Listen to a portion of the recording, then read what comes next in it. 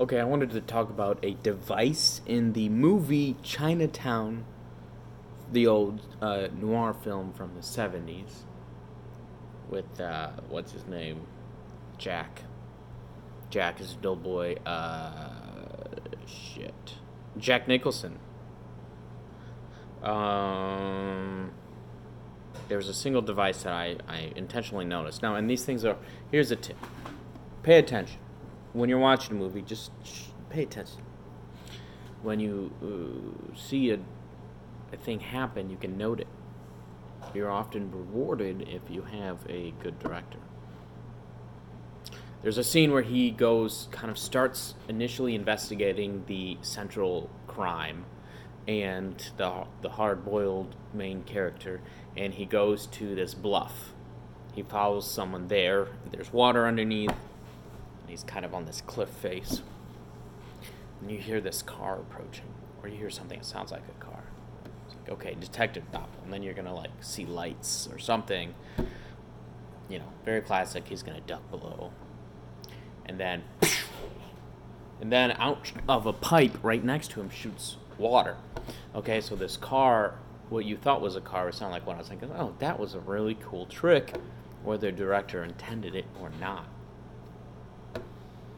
Why was it a cool trick? Okay, so this happens 2 more times that I noticed. Now, it may have happened 2 more. One, when he was in the gated area, there was pow pow 2 gunshots, and which turned out to be like the dam releasing or something. And maybe that was gunshots, but I don't really know for sure, because then later on 2 guys do come up to him. But they're not holding guns, so I don't think it was. Shit. That's going to be loud for a second, but I'm going to hurry through this. Then the next time was he hears some scratching on the door. You don't know what it is. Could be someone picking a lock. Someone is doing something nefarious or something. And he quickly opens the door, and it's just some people peeling some paint, the stickers from the window, like it says Dr. X's office, off the door. So this device is cool because it puts you... It does the thing that shit.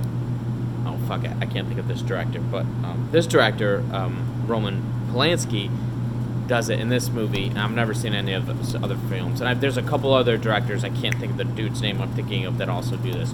But it puts you it uses visual, audio, surprises. A lot of times it has to do with jump scares, but it puts you into the same thought process that the character is supposed to be. So instead of reading the character's mind and saying, oh, he feels scared, or he feels this way or that way, or he's nervous about a car coming, and then he's surprised when it's not the car, as the car is coming, it's just a detective novel, so your anxiety isn't going to raise as much as his is. It may a little bit, like, oh, there's the average, what's going to happen. But when that water shoots out instead of the car, you get that surprise that he had. And then you can understand the situation a little bit more of, like, what it feels like to be creeping along these bluffs and these cliffs. And what it feels like, what it really grittily feels like to be an investigator.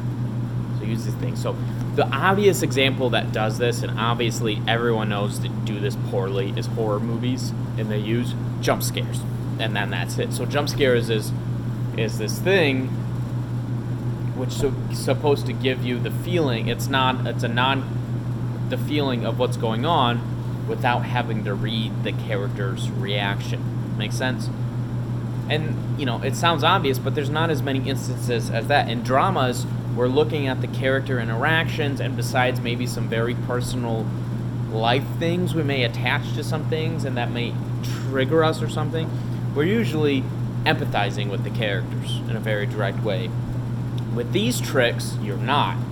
They're forcing you to feel these feelings in a very meta way, and now this film was like a neo-noir film, and I think it's more of a modern, or rather, a postmodern plus. I don't think it has anything quite to do with some of the things I don't like about postmodern, but it is definitely a good thing about postmodern, where a lot of it kind of the story has a meta structure to it that's specifically related to the narrative and to your engagement within the narrative. Anyway, so that's this. What I really liked about Chinatown, and interesting in the next few days, I'm going to kind of consider like how is this available in literature, you know, and I'm going to maybe be on the lookout more and more movies of it. But it was very well done, very cool. Now that movie is like, you know, that ending is just, you know, that's not a feel good at all. I only like feel good stuff, for obvious reasons. But it was wonderfully crafted. Really enjoyed those devices used.